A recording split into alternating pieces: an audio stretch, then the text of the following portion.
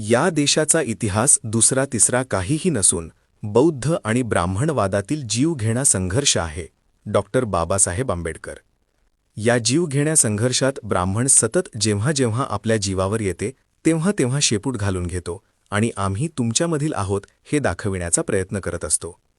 त्याचे उदाहरण म्हणजे जेव्हा मुस्लिम राज्यकर्ते होते तेव्हा त्यांनी स्वतःला हिंदू नाही तर ब्राह्मण आहोत आणि तुमच्यासारखे विदेशातून आलेलो आहोत म्हणून जिझिया करातून सवलत मिळविलेली होती.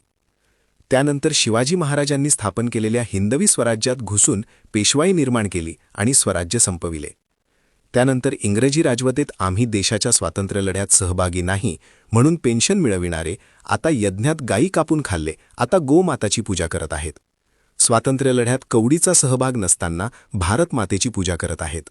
तर आकंठ विषमतावादात बुडालेले असताना बुद्ध वंदनेचा कार्यक्रम करत आहेत. या भामट्यापासून भारतीय जनतेने सावधान राहिले पाहिजे. सध्या असे कार्यक्रम मोठ्या प्रमाणात घेण्यात येत आहेत कारण हे मागील 2500 वर्षांपासून आजपर्यंत बुद्धाला संपवू शकले नाहीत. उलट जगात बुद्धाला मोठ्या प्रमाणात स्वीकारण्यात आले आहे. म्हणून रंग बदलण्यात सरड्याला मागे टाकणाऱ्या ब्राह्मणांनी गोपूजा, भारतमाता पूजा आणि बुद्ध पूजा करण्याचे नाटक सत्र सुरू केलेले आहेत. या कार्यक्रमात सहभागी जनतेने या लोकांच्या घरात जाऊन देव्हाऱ्यामध्ये बुद्ध ठेवून वंदना घेतात का असा प्रश्न जरूर विचारावा. बुद्ध हे बुद्धीचे प्रतीक आहे आणि जगाने बुद्धाला स्वीकारून आपली प्रगती साध्य केली आहे. बुद्धाला जाणून घेण्यासाठी स्वतः प्रयत्न करावे लागतात.